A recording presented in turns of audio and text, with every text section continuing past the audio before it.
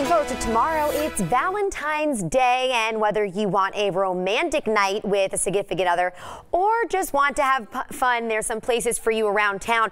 So on our website, turnto23.com, I started compiling a list of all the places around town doing things. So Cafe Med, the Padre, Bella Ray, Chef's Choice Noodle Bar, Kern River Brewing, they're all doing more of the romantic dining, so you need to make some reservations for that. But if you want to have some fun, Hooters, letting you shred an X, and if you buy 10 wings, you get free 10 wings for free if you just bring the photo of your ex and shred it. So that's something that's fun. KFC is also doing scratch and sniff Valentine's Day cards and even doing a $10 chicken share, perfect for two.